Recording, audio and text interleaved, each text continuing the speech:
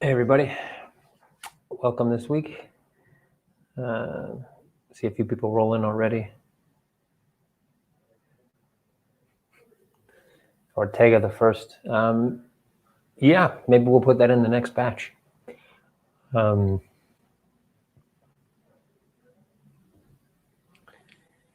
yeah, we'll give it a few seconds here, a few minutes, let everybody roll in, and then we'll get started. If anybody has a question before we actually officially get started here, go ahead and throw it out on Facebook or on YouTube where we're live this week, and I'll answer it. So I'll sit back, wait a minute or two, let everybody roll in. Make sure you give us a few thumbs up here, guys. Like the video, whether you're on Facebook or YouTube. And of course, subscribe if you haven't already. Yeah, the new troll. I don't think he's a new troll. I think he's the same troll with a different name. You know, trolls like always to be anonymous, you know. So I think it's the same guy. I think he was in a few weeks ago trying to shill some Estonian, some other Estonian registered exchange with bullshit volumes. And pretty much saying the same things. It seems to me from the way the guy types his words he chooses to use, like boys, B-O-I-S, etc. I think it's the same guy.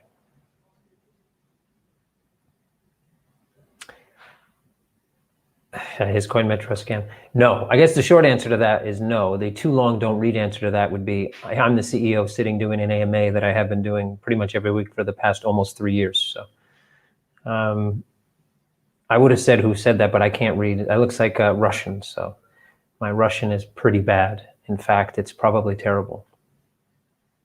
Upcoming listings, we're looking at a few things. Definitely USDC is on there. Tezos is on there. There's a few surprising ones, maybe a few that aren't listed really anywhere else, which I think are quite exciting projects, and some things that our shareholders and some of our backers have already thrown a good deal of money into. And that we are looking to list. So there's some exciting things coming along. The actual list is growing every day, but definitely USDC, Tezos are two that are on the block to come on quickly, maybe even in the next week. Igor, okay, well, thanks Igor. T-shirt here. This is an oldie but goodie. I guess this is the Corona Kevin T-shirt. So I can't, if I'm on a stool, if I stand up, I'll probably fall face flat into the camera and just create a commotion here, so. I'll probably talk about this a bit later in the show, guys, but go to coinmetro.store. You're welcome, coinmetro.store. So there's still a few tweaks that need to happen. If you order things now, it may take a few extra days to get processed. You might not get a nice packing slip or something with a logo on it. But the store is open thanks to Daniel P, to big part to Daniel P, to getting things over the line. Like I said, still some tweaks that need to be done there, but I think there's 60 products or something like that already in the store, coinmetro.store, check it out. You can use credit cards right now, XCM, looking to see how I can integrate XCM. There is an option to do custom payment options. I haven't had time to look at it, but I think shortly we'll add that in. It'll be a manual process at first. And then we're looking to create a widget actually for Shopify, but that's probably not going to happen until Q4. So we'll have to figure it out till then. All right, so I say let's get started. Again, guys, like the video, please. And I feel weird asking for this all the time, but anyway, or subscribe if you haven't. Let's get the show underway, and here we go. So for those of you who have never been with us before, my name is Kevin MURCKO. I'm CEO here at CoinMetro. This is something we like to call This Week in Crypto. So just for everybody listening this week, this is the last week we're going to hold this format. Format's going to change next week. So next Wednesday, we will do top 5 news stories of the week, only 5, and that's it. So it'll be about a 5 to 10 minute show, maybe slightly longer if I get triggered. You guys know how I get triggered on some news. But 5 to 10 minutes. And then on Friday, we're going to do an Ask Me Anything, only Ask Me Anything. That's it, 30 minutes. The whole time will be Ask Me Anything, ask whatever you want, and I'll answer it. And if there's gaps in time without questions rolling in, it's all about updates, CoinMetro updates specifically. So Wednesdays, and we haven't set a time yet exactly, but it may be around the same time, roughly 3 or 4 p.m., 5 p.m., maybe Estonian time. We'll let you guys know what that'll be on Telegram, and we'll release it in our updates channel. But this will be the last week of this combined show that'll last an hour. We're going to start to release shorter content, content that's more digestible. And this way, For our diehard CoinMetro fans or new guys coming on that want to ask questions, Friday still works, only 30 minutes, but you can pack in all the questions you want. And Wednesdays, we'll do a quick recap of weekly news. So the current show, or how we've been doing it now for about 3 years almost. Geez, I don't know how long it's been, but it's been close to 3 years, I think. We start off with market news. I have 10 pieces of market news curated by our elite Telegram group. Thanks, guys and gals, for that. I go over each one. Takes me about a minute to go over each news story. If it triggers me, meaning if it's about Binance, it may take me 2 or 3 minutes, maybe even 4, but I get through it pretty quick. After we go through the news, we do Kevin Explains Crypto, and that's actually now going to be a completely separate thing. So we'll try to release new Kevin Explains Crypto videos weekly, hopefully on Mondays, Tuesdays, Tuesdays, and Thursdays, I guess. Jeez. So we'll try to do that. We'll try to keep up with that pace. So I go over this week's Kevin Explains Crypto topic, and I explain what it means. It's usually something that relates to crypto. Hopefully, sometimes it relates just to trading in general or finance. Then we do a live Q&A. That's just like an AMA right here on YouTube or Facebook. You post your questions, I answer them. And if we had Reddit questions from last week, we'll answer those. So let's jump right into the news, and let's get rolling. So number 1 on a list of 10 of our news stories, Bitcoin is a form of money. DC federal court rules. Yeah. So this was an interesting one, actually. So DC federal court, and I don't remember the exact court case where this came up. I think it might have to do something, I'm almost positive it's to do something with money service businessing licensing. So court case that had something to do with money service businesses. That's the license required in pretty much every state and territory within the US in order to have a local business that transacts and does crypto exchange business. I guess there probably was someone saying that they didn't need that license because it's not money. Why do I need a money service business if Bitcoin is not classified as money? Well, there you go, loudmouth. Bitcoin is now classified as money.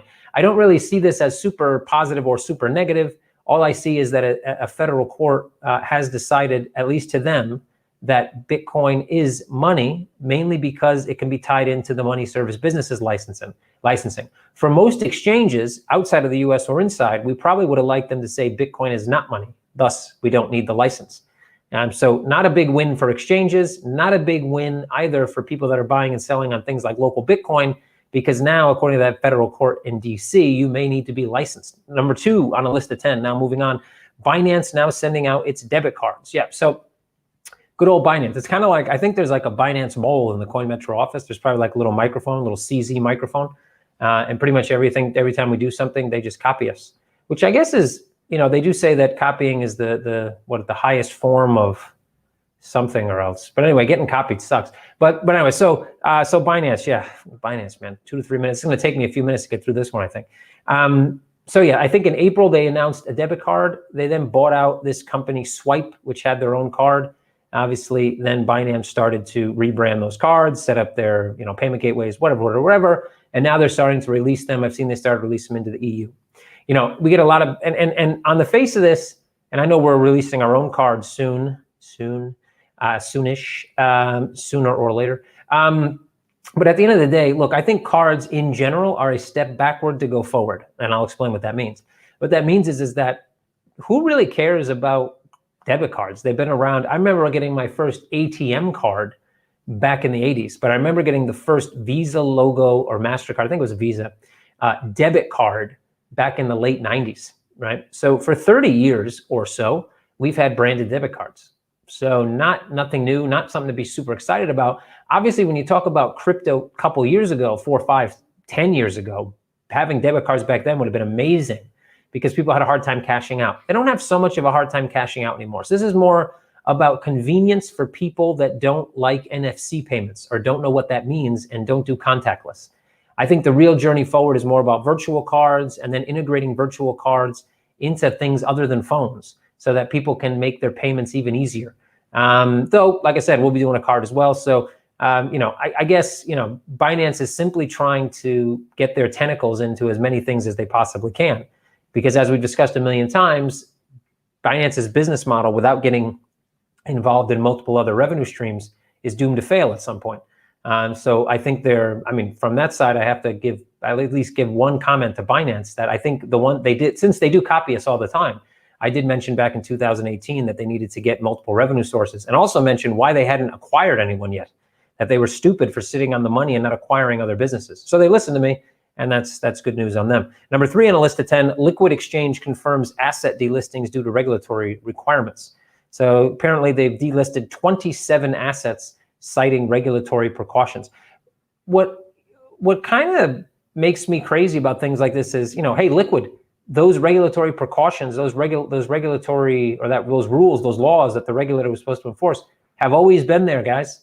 So why now? Well, obviously, why now? They got pressured by the regulator. So the regulator's doing their job.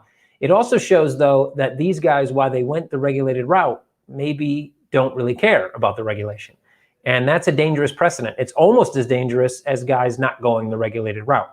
So at least they've, I guess, remedied that. The fact is that, look, guys, regulations have always been there. It's not like they've changed so much over the last years or months. The fact that they listed these things without knowing that they may fall under a regulatory umbrella is kind of disheartening. Who's at the helm there? That's what I'd like to know. Number 4 to list of 10, Coinbase CEO thinks privacy coins will become more mainstream over time. Yeah, good old Brian Armstrong. Brian Armstrong says a lot of stuff that makes me giggle, laugh, and cry. This one, I would say, he has a potential to be right. Why? Well, obviously right now, and we talked about this in the past many times, about the fact that regulators eventually were going to basically shut down or stop regulated exchanges from dealing in privacy coins for the most part. And they pretty much did. Why? Well, at first they thought Bitcoin was anonymous. Then they found out it was pseudo-anonymous. Then they found out they could track it using tools like Parsec, Chainalysis, Elliptic, etc. And then they said, oh, Bitcoin, we love you. Now you have things like Monero, things like Zcash, and all these things which have privacy elements to them. And initially, the regulator said privacy, nope. But the regulator will at some point understand cash is private and that there has to be some amount of privacy in transactions. There can't be full disclosure on every transaction a human being makes. And as we get more and more into the digital realm, where more and more currencies are digital, whether they be CBDCs, whether they be crypto, whether they be tokens, the more and more digital we get, there has to be a way for people to hold some form of privacy. It just has to exist. Now, there may be limitations on how much privacy you can have, but there needs to be a layer of privacy. So I think Brian Armstrong is probably correct here. I don't know to what extent he believes that they will become more mainstream, quote unquote. Look, as more crypto is used, people will evidently find ways to keep things private, right? I want to give a loan to my brother and I don't want my wife to know about it. Well, maybe I want to do that privately. That doesn't mean I'm trying to hide it from the government. I just don't want my wife to see it because she's going to be pissed because my brother's, sleeping on the couch and worthless and she hates him or whatever. I'm not saying my actual brother, though. Maybe that could be a true story. I don't know. So my point is that I think he's right, but I do think there will be limitations. At number 5 on a list of 10, Bitfinex unveils P2P, automated crypto lending service. So look, the push to P2P, and I know we've had peer-to-peer for some time, local Bitcoins, Paxful, all these things were peer-to-peer. However, peer-to-peer has one great thing going for it, and that's that there's limited oversight. So you can do things that you generally can't do in a regulated exchange. There's also limitations in terms of velocity, in terms of liquidity, in terms of lots of things. And I know people in DeFi are trying to solve this with liquidity pools and things like that. A lot of those sites, when I read them, I eat popcorn and I laugh like one of the best comedies I've ever seen. And it just really fills my day with happiness because a lot of these things are absolutely ridiculous and really won't lead to anything but a bunch of people getting scammed. At the end of the day, though, decentralized liquidity pools are probably part of the future. So peer-to-peer is going to be part of the future. Peer-to-peer will be available for people to be able to move funds just like you can with cash. Again, the regulator understands to a certain extent, not every regulator, but some of them do, that cash and cash-like instruments will never go away. I can do a peer-to-peer transaction with cash, no problem. Obviously, if I take that cash to the bank and it's $500,000, then they're going to ask me some questions. Thus, they control the gateway into the regulated financial market, but I can still compete and play in that unregulated market. Yeah, it'll be the same thing. So peer-to-peer is important. We're also discussing peer-to-peer things and decentralized wallets here at CoinMetro. It will be at some point a part of the ecosystem. So Bittrex unveils peer-to-peer. The lending, look, guys, DeFi is a great thing. Decentralized finance is a great idea. Almost everything that currently exists will basically go to the wayside at some point. It's based on mathematics that simply don't scale, don't work, or are false. Everybody likes to talk about how they like crypto because of the math. Well, do the math on DeFi. Figure out how someone's paying a 13 or 14% yield, right? And then figure out how that's sustainable and scalable. It's not. So I don't know about the lending angle, but definitely peer-to-peer is a part of a regulated ecosystem. It will be part of a regulated ecosystem. Don't expect to never have KYC on those peer-to-peer systems, though. That's probably coming, along with FATF travel rules and other regulation. That's why, as I said in the past, you'll never truly have 100% decentralized systems in a regulated marketplace, but you can get most of aspects of it decentralized. Governance, maybe not. Number 6 on a list of 10, self-service platform issues security tokens backed by real-world assets. This is Tokenizer, launched July 29th, fully compliant blockchain issuance solution for asset-backed security tokens. So I guess we're going to tie this into, what we're doing in Montenegro with Ignium, DLT-based CSD. Again, lots and lots of primary issuance platforms. There are lots of platforms where you can issue tokens. And that's great. That's great. We all know that works. We all know that it's been proven. It's not really all that exciting anymore. It's almost the who fucking cares at this point. Like, it's getting close to who fucking cares. It's probably a notch or two down, but really, who cares? The big deal on that is what happens in the secondary. When people get into an asset backed, how do they get out of it? Who can get into it? Is it just accredited investors? Is it just people that have always been able to get into these type of investments where fractionalization doesn't really matter because they can put down 100 or 200 or 500K and doesn't matter that they can get in with €1 or $2 or whatever? So lots of questions to be answered there. I think it's great that more and more companies are coming to the primary space because that's more and more clients for Ignium down the road and more liquidity to fit into the pool that CoinMetro can benefit from. Number 7 on a list of 10, Israel Stock Exchange says it's launching a blockchain platform for securities lending. So securities lending. So for those, I guess most people in here would understand kind of what that means. It means you want to short a security and you don't have it, so someone lends it to you so you can short it. You pay a fee for that.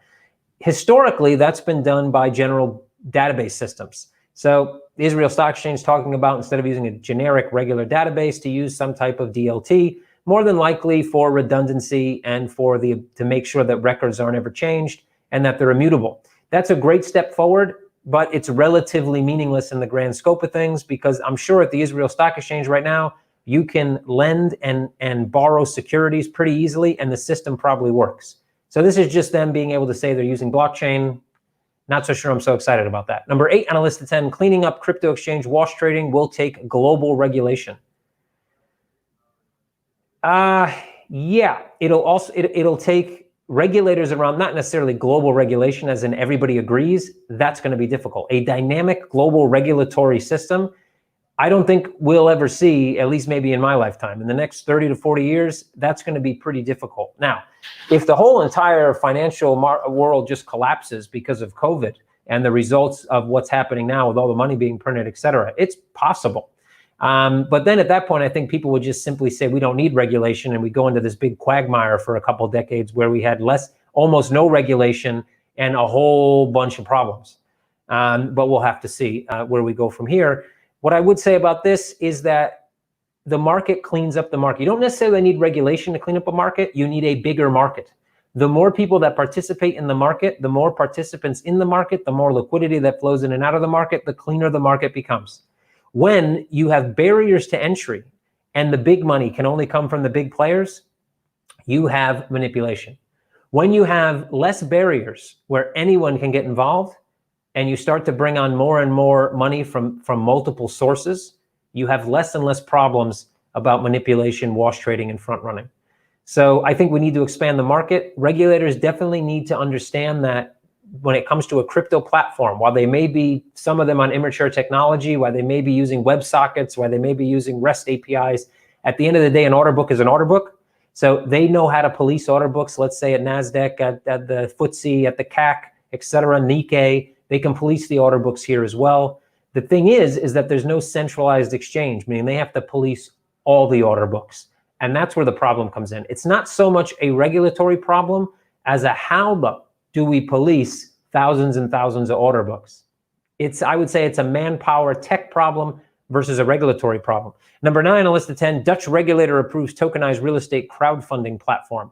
So another one, primary, great, more people coming into tokenized assets. But if they don't have a liquid secondary market and there's no way to connect the liquidity from that primary market to any other tokenized primary market, what's the point? You might as well, why would you even need it tokenized? What is the point? What's the difference between having a piece of paper or an email or some other digital form that shows that you own something and a token? Well, there isn't one. That's the answer to that question. So at the end of the day, it's great that all these, I told you many times, guys, that innovation in fintech, hold on my quotes, innovation in fintech is always front end. This is an example of that. They're only focused on the front end. And the front end, when you have a shitty foundation on the back end, so that means our traditional market is the back end, and you're posting all this heavy, awesome front end on top of it, at some point it collapses. So you absolutely need to have a foundation where this is going to work. If there's 300 primary platforms and no one's connected to one another, all that liquidity is lost. So again, Ignium, CoinMetro, Montenegro, Sandbox. That's why we're doing it. Okay, so moving on, we're going to do Kevin Explains Crypto real quick here. We talked a bit about DeFi. So this week's Kevin Explains Crypto term ties a bit into DeFi. It's yield farming. Yield farming. I love how they come up with these terms. So I didn't grow up on a farm, but I did grow up in a place that had a lot of farms. So obviously when you talk about yield for farming, it would mean, well, how many crops grow on a hectare of land or an acre of land, right?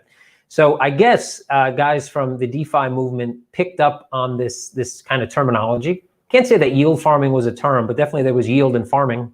So some farmer, I don't know, decided to use the terminology. And essentially what it means from a high level is just trying to find a way to make a return on assets that you simply hold and they are static. So you have them in a cold wallet, a warm wallet, a hot wallet, wherever you're holding them, and you're not doing anything with them.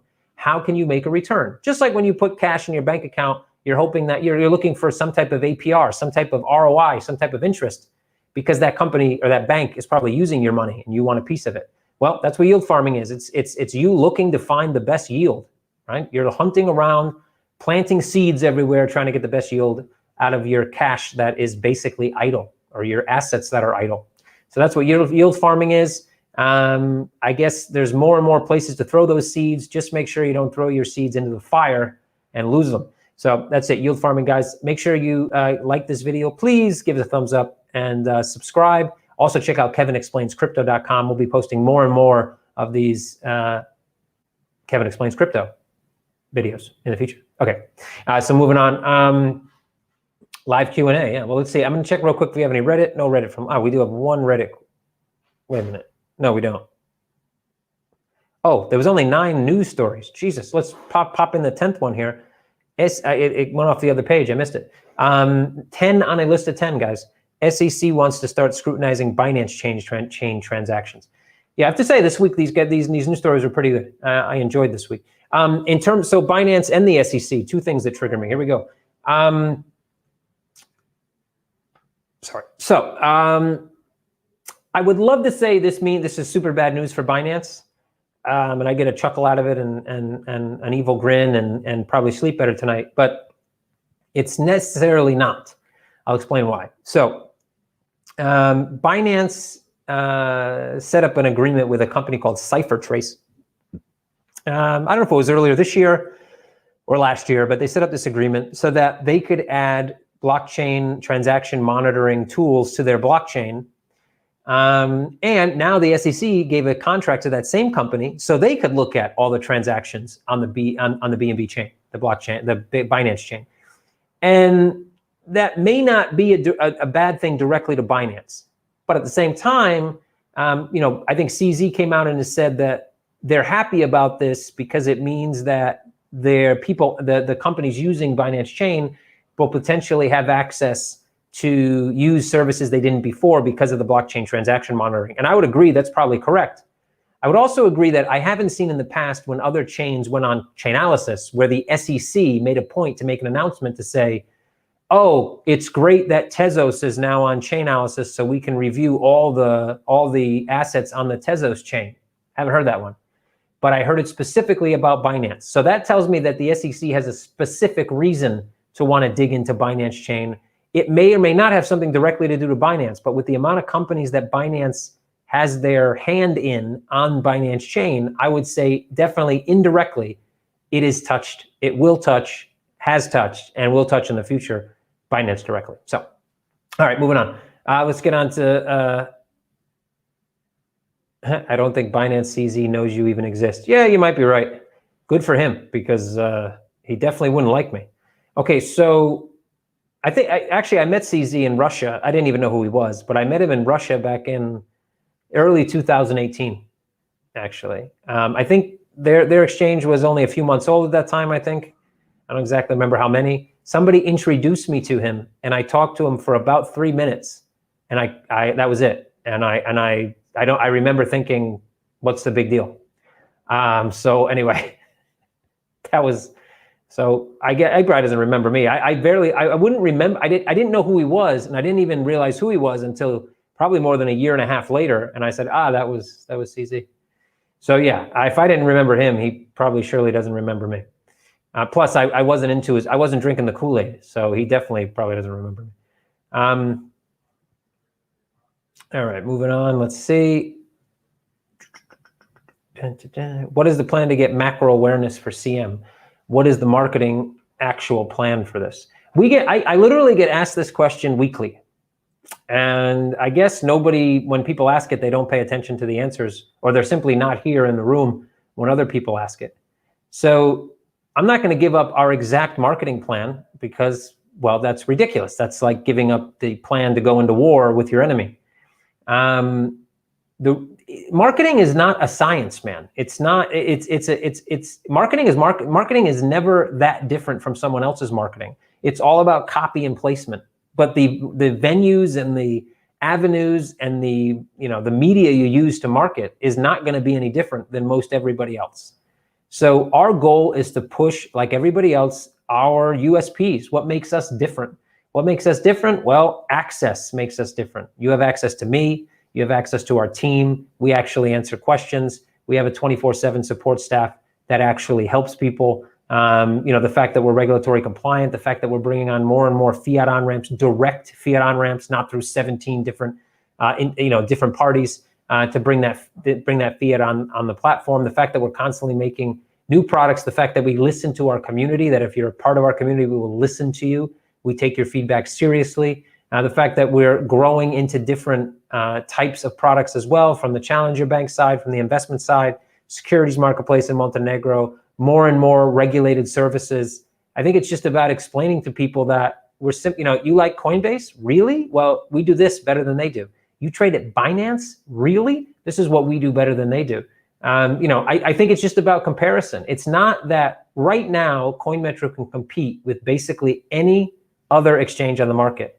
The reason we don't have the same amount of clientele is because nobody knows about us. They haven't heard about us. So yes, our plan, our goal, our mission is to get people aware of who we are. Part of that is having the best affiliate program on the market. That definitely helps, let me tell you.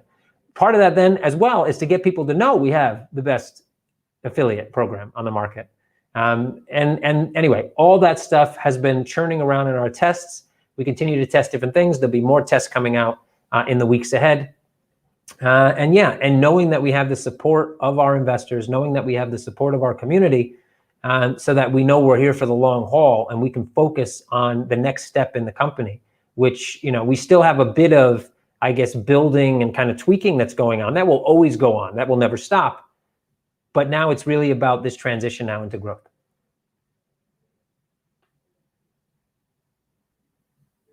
Heavy marketing in Q3 roadmap simply means going from testing to actually real marketing, real solid marketing with real solid analytics, and the ability for us to kind of pivot on a dime, so to speak, when we see where we're getting results. So,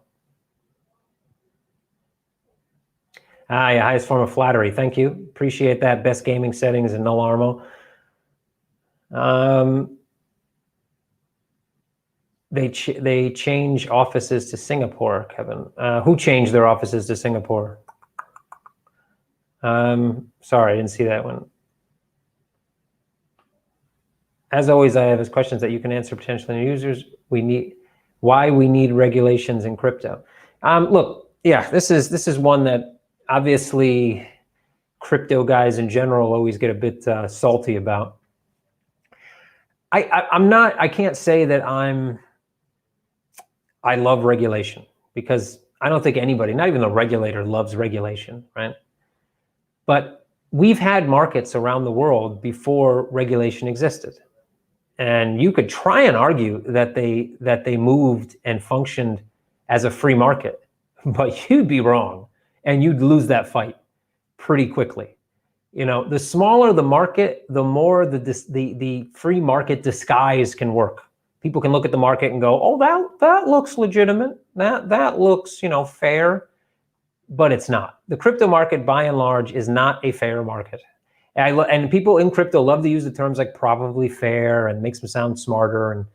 But a small illiquid market will never be fair to everyone that's involved. It just won't be. It will never be fair. Why? Well, because it's too easy to manipulate. And, you know, regulations, yes, from one side, as many people have said in the past, regulations can bring in big money. They can bring in institutional money. That's not, look, institutional money is in a lot of markets that aren't regulated, let me tell you. In fact, they're usually one of the first guys that get in unregulated markets. The point, however, is big money, big money, like when you're talking about pension funds and things like that, they have rules that need to follow, and a lot of that means that things need to be regulated.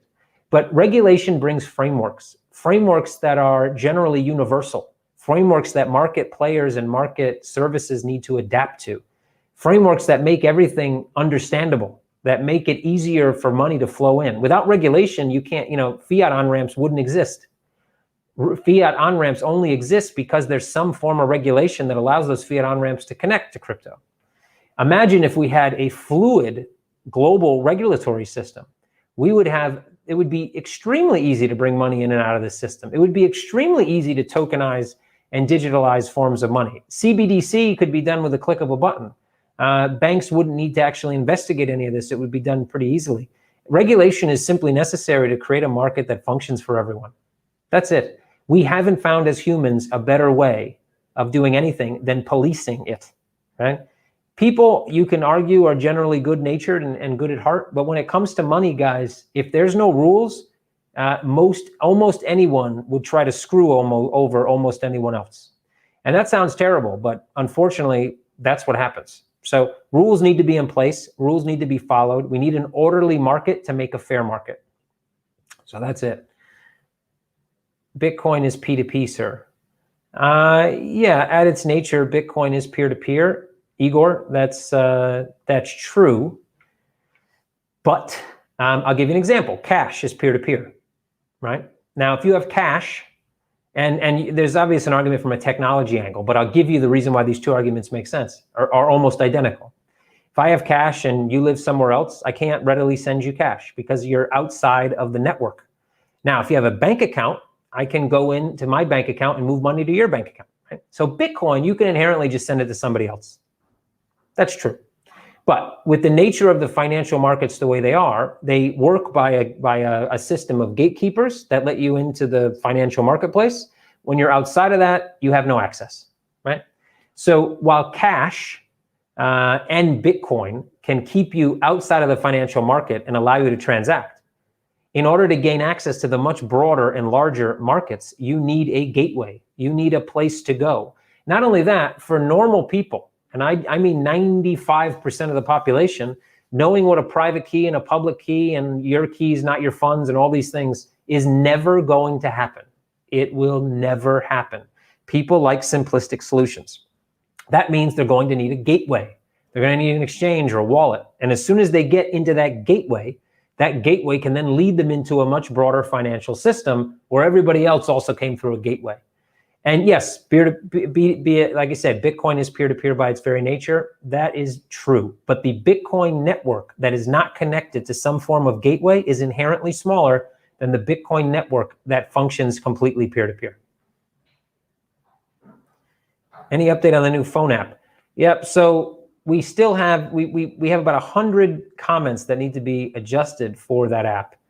And yeah, we're going through those comments. We're making a few changes because of some of those comments, some of those pending issues. And so, yeah, we're working on it. I do think we suspected initially that we were going to get it out this quarter. I think we will get out a version of it this quarter. We're going to scale it back a bit, super refine what's there, and then we're going to work on basically building out additional functions that we currently don't like. We're not 100% positive about that currently exist in the current release. So still plan to get it out in September. I would suspect, yeah, actually, might even come out. We might even get a version out in August. So we'll see. A lot of people in crypto want to stake their coins and tokens. Are you considering to add staking? I forgot I wasn't actually adding in comments this week. So there you go, guys. A lot of people in crypto want to stake their coins, tokens. Are you considering adding staking XCM? So, I mean, we have the reward system, which in many ways, as we add in more and more rewards, is somewhat equivalent to staking. Look, you have to understand what staking is. Staking is you're giving me your tokens, and I'm supposed to pay you interest on those. What, from where? Just from the air? Do I just generate it by osmosis? No, I have to do something. That liquidity pool you're giving me, I need to be able to do something with it to generate revenue and then pay you a portion of that revenue. So right now in crypto, the vast majority of yield that comes is from, well, loans, right? So I would need to loan that XCM either through collateralized loans or through margin trading, and then basically earn money and pay you back a percentage of that money. Right now in margin trading, XCM isn't tradable, we don't use it as collateral. We are looking to do that. We've actually been discussing that internally now for quite some time, and it will happen. When it happens, staking can become more of a reality. As far as collateralized loans go in XCM, that right now I don't think is something we'd be looking into until we had a much more vibrant book. But yes, it is something, and we are looking into staking in general. When Tezos comes online, ask me that question again. Musab asking, do you think the dollar could crash soon? No. I've been around conversations about the dollar crashing literally since 1994. And every time that there is a crisis in the world, every time there's some inkling of Russia buying oil with another currency or China, there is always somebody stands up at the table and goes, the dollar is not going to be the reserve currency. It's going to be XYZ. And you can argue that what's happened with Corona, and if you argue, you'd probably be right, is the biggest, and will lead to the biggest financial crisis this world has ever seen. I think you're 100% correct. What you're real to focus there is that it's a macro crisis. It's not just USD based. It's everybody. It's everybody. Yep. Has the US dollar printed a lot of money? Have the Fed printed a lot of money? Yeah. And 8% of taxes go to pay off the interest on the debt. That 8% could still cover the current debt. And they can easily up that to 10 or 12%. So at this point, that's not a super valid argument. Now, if they continue to print like this into oblivion, then obviously that argument would get a bit better. Having said that, there's so many pieces that tie into the way the USD works around the world, what it's tied to, how it prices things. It is very difficult to see something like hyperinflation in the US, if not almost impossible, under the current way the entire world pretty much functions in terms of economics. So I don't see the dollar crashing. Can the dollar lose its value a bit against the euro and the pound, et cetera, as it's done many times throughout its history? I remember even back in early 2000s, the pound was over 2-to-1 to the dollar. Euro was like 160 almost. And if you compare that to right now, this point in time, you would suspect that the dollar should be at what? Like 4-to-1 to the pound or something for all the money they've printed and all that, but it's not, is it? And there's reasons why it's not. So no, my too long don't read answer to that is nope. I have my long answer. Well, I could be here for a long time talking about this, but in short, no. Bjorn, when are you launching the marketplace? It was set for July. Thank you, Bjorn, for letting us know that we missed a deadline. I appreciate that. Whoops, Jesus, that was not on purpose. Okay, I thought I just banned Bjorn. So it's scheduled for the 15th of August. There you go, guys. 15th of August, first issuance. So, and why is it scheduled? Well, things change, man. Things change. Things change because we were waiting on legal documentation for the first issuance, which still is in flux, but now is almost complete. We're waiting on marketing material from the first issuance, which is still in flux. Legal had a look at it. It's almost complete. We are then having to put that back into the design metrics. There's been some great news about being able to accept and being able to accept accredited investors in the US, along with those 16 or 17 EU countries. Also requires some changes to the flow. So changes happen and we have to adapt. And while we will be ready before the 15th, we wanted to start on either the 1st or the 15th or the 31st or 30th. So we chose the 15th. And I'll post this from Brian just to help me out here. Come on, guys. We have 40 people watching, at least as far as I can see. We have 4 people that gave the thumbs up. Just like, move your mouse up to the top of the screen here. And I think you can only do it once, but, do it once. Give us a thumbs up.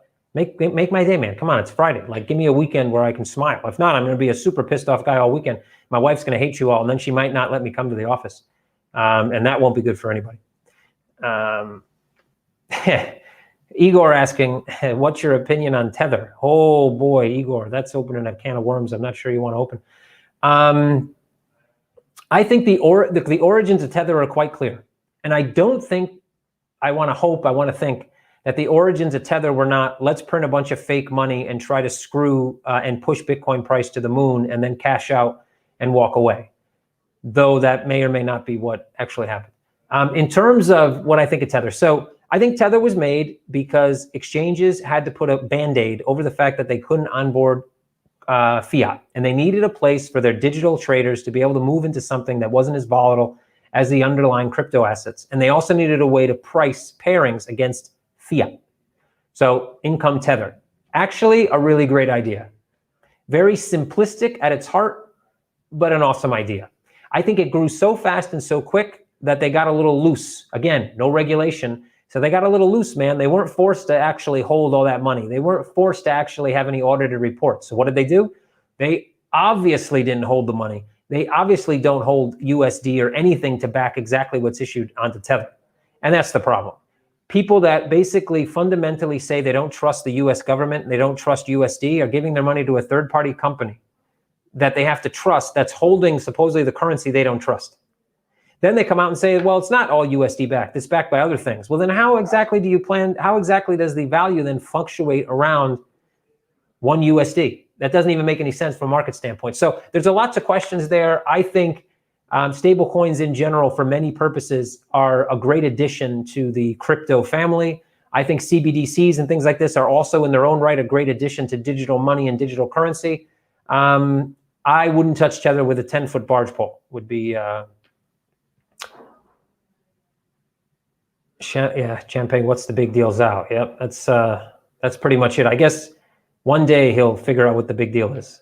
Probably will be a bad day, though. Congrats getting USD pairs. When can we expect these? So USDC pairs will probably go live very shortly, week after next.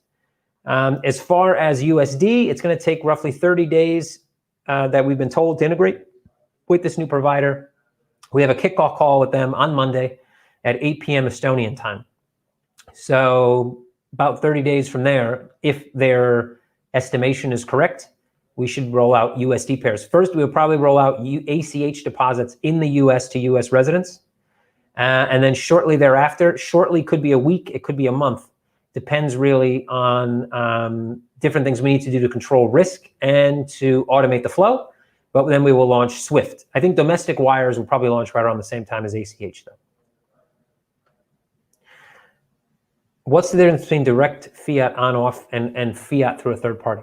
Well, it's the difference. One, the difference is you have to trust your money going through 2 or 3 different gateways, perhaps, that you don't know the owners of and you have no contractual relationship with.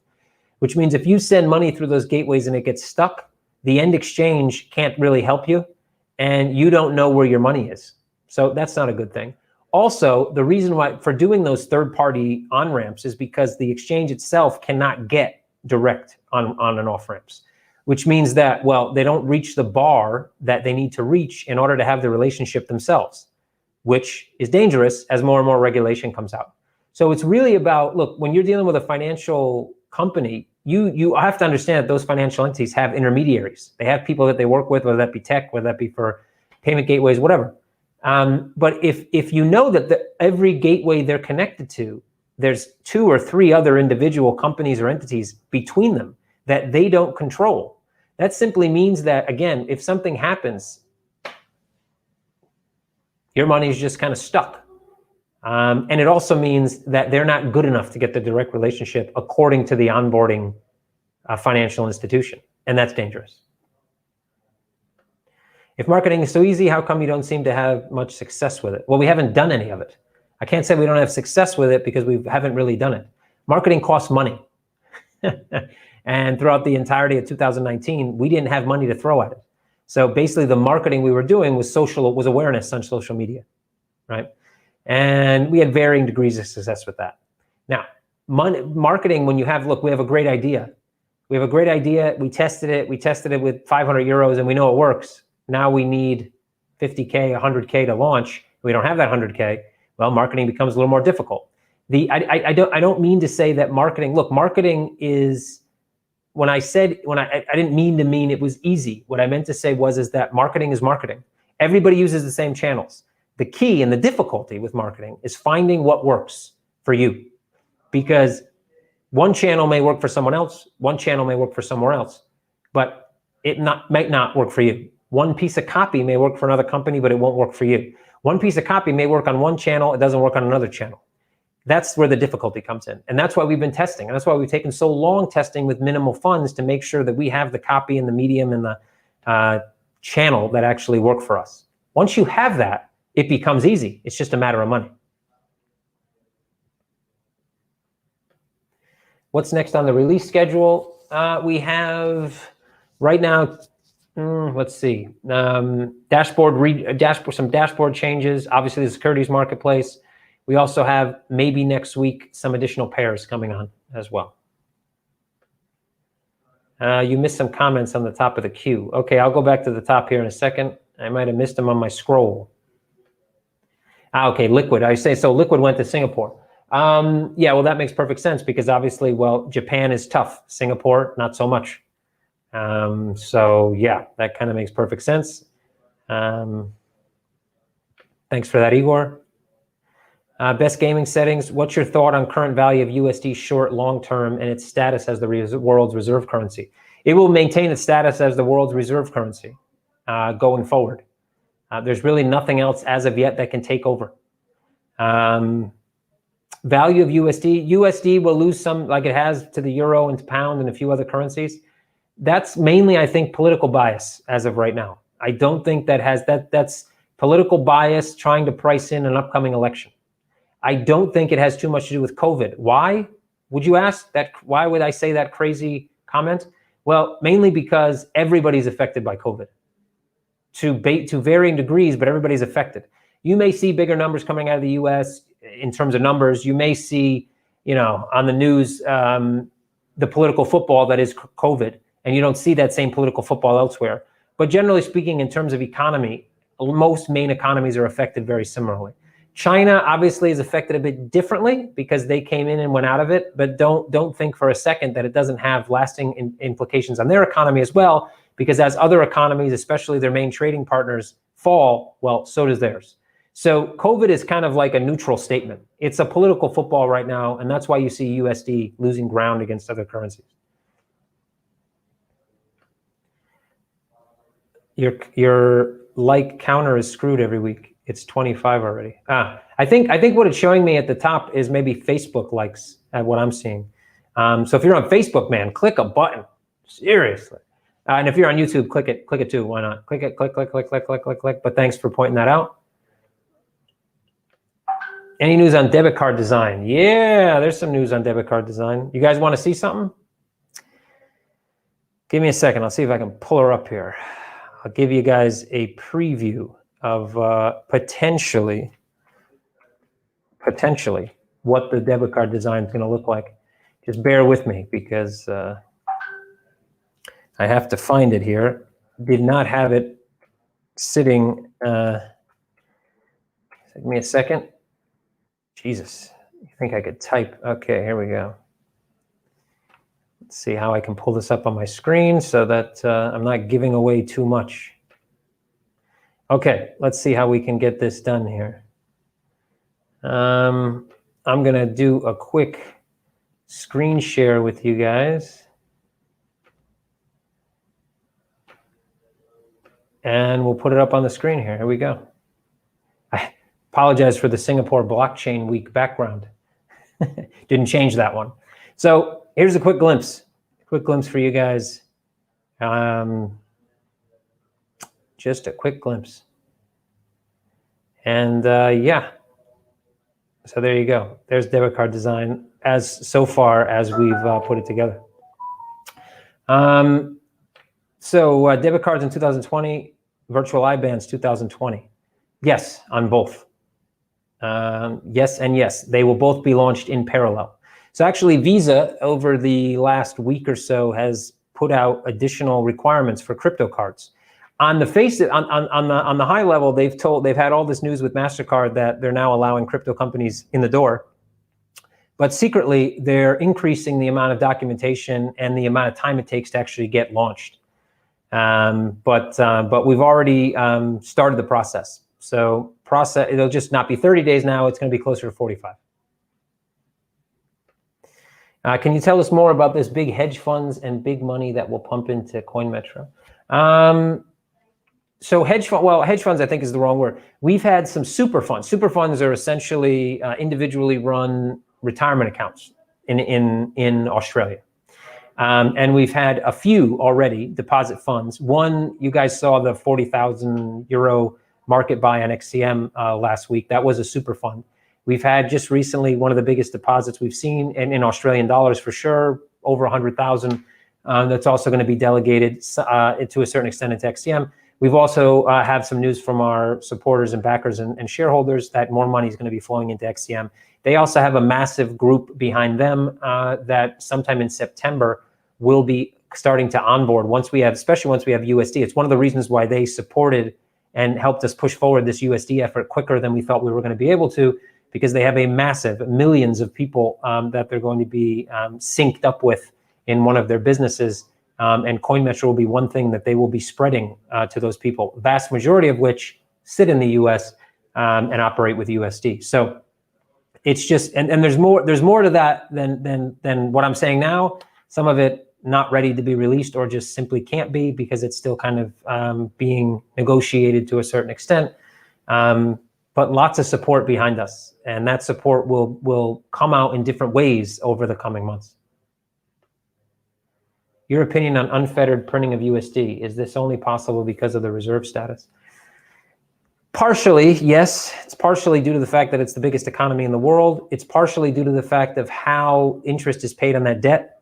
Most people think, all taxes go to that debt. That's not true. It's only 8%, and there's still a buffer there. So it also has to do with the fact that the way commodities are priced, the way that things like oil and gold and everything is priced around the world. It has to do with how other countries hold U.S. debt. It has to do with how major business is done around the world. There's so many things that tie into the USD supremacy. And it's not simply about, I don't know, that people like $100 bills or something. I don't know. But it's not look, if they didn't have the ability to print, the economy would have literally imploded. It wouldn't exist. In order to have the biggest economy in the world, you need the ability in times of crisis. And this is the first time in the history, I would say, that they've needed this to this extent to be able to support your currency. If it had been something that was deflationary in value, completely and utterly fucked is what the US would be right now. Now, you could argue that they're kind of screwed, but screwed and utterly fucked are two very different places on the map. And so, yeah. It does definitely, them being the reserve currency, the reserve status ties into the fact of how intertwined the USD is in the global economy. And that definitely helps with their ability to print so much money without making too much of a change to the overall value of that underlying dollar.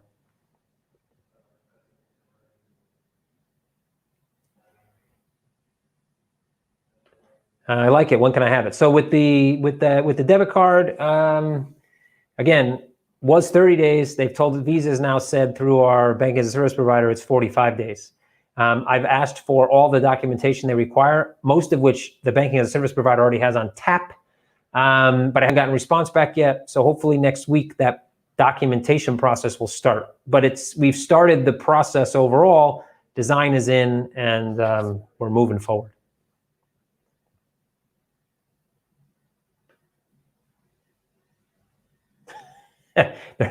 Pimples instead of eyes soon.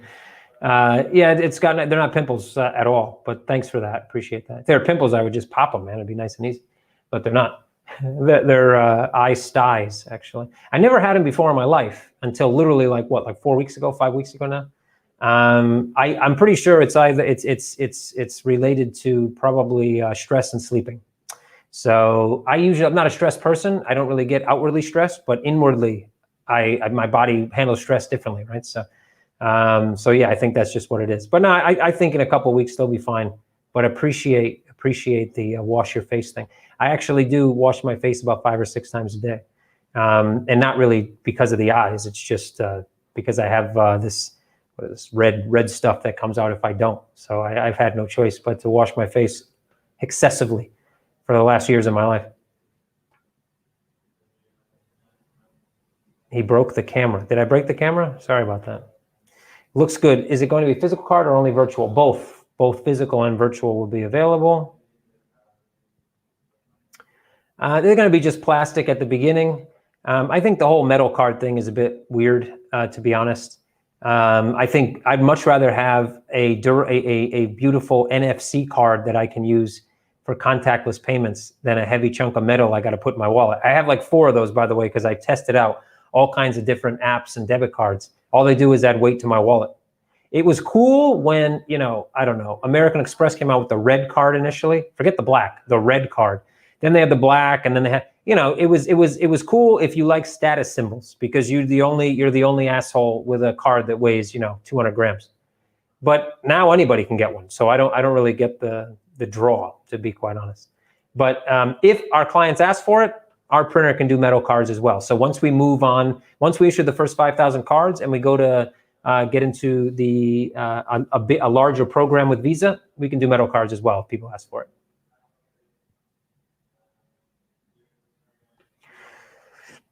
Will cards and IBANs be available for all users or only EU? First, IBANs are initially will be available to EU resident, maybe EEA residents as well as UK, for both pounds and euros. We are working with our current provider and also working with other providers so that we can start to offer in other countries. The first rollout, though, will be EU, UK only, residents of, but the goal is to be able to go global, but that will take some time.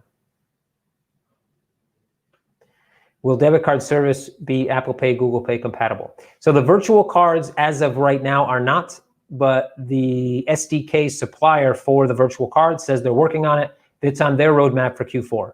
As far as the physical cards, they are tied, I believe, to the same issuing SDK. So that should mean the same for physical cards as well.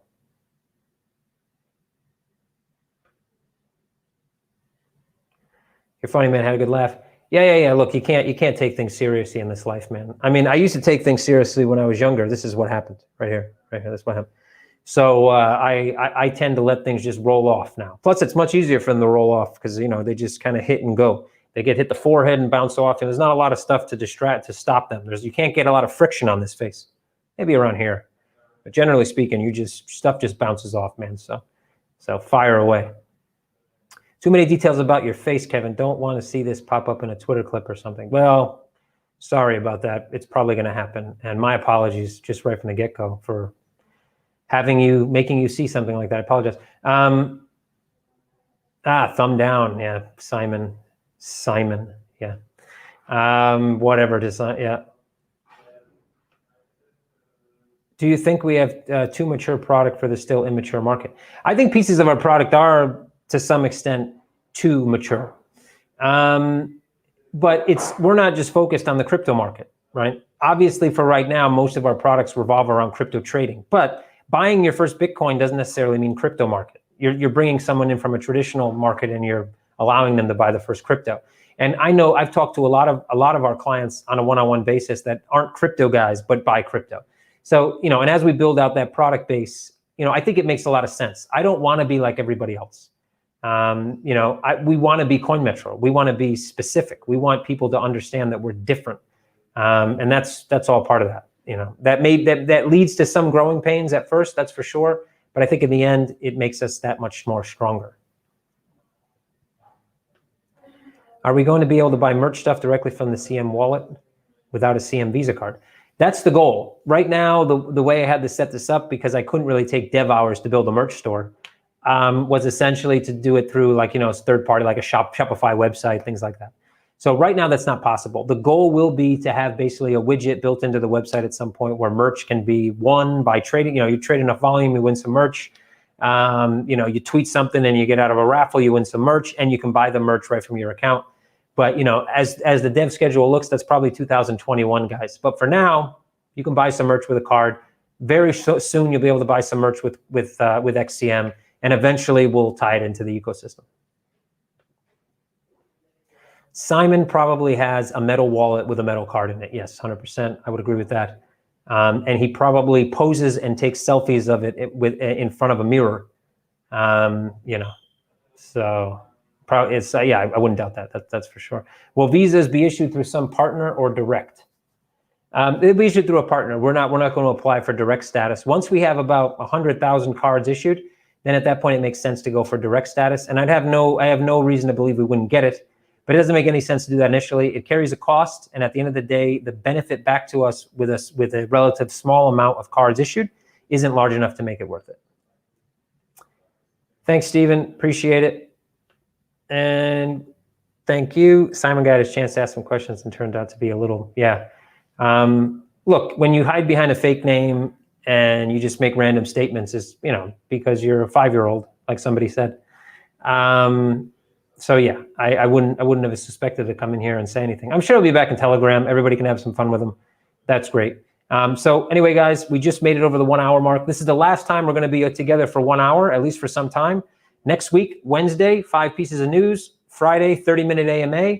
I think I'm going to start doing some flash episodes now and again that I'll do live, which will, when there's breaking news, like when something happens in the market, I may do a show right then and there, and we'll do some breaking news. So we'll keep things a bit different. You'll have, there'll be things that are live, some things that aren't, and I think it'll be fluid. We'll have much more stuff to share. All you affiliates out there, all you ambassadors, you'll be able to share stuff more easily. You'll have some nice tight content that you'll be able to share around your groups. I think that'll be cool. And thank you guys for being here as always. Have a great weekend. Spend time with friends and family. Obviously, when you're out there having a picnic or doing some bird watching with your Uncle Luke, make sure you tell Uncle Luke that, while the red-breasted woodpecker is a surprisingly beautiful animal to look at through binoculars, what makes it even better is knowing that you got some XCM in your digital wallet. So yeah, go ahead and show some XCM. And thanks, guys. Appreciate it as always. See you guys on Telegram. Tag me at Kevin MURCKO. Tag me on Twitter as well, or tweet me at Kevin MURCKO on Twitter. Make sure you click the little thumbs up. Let Simon know that he's the only asshole. And go ahead and subscribe if you haven't. See you guys next week.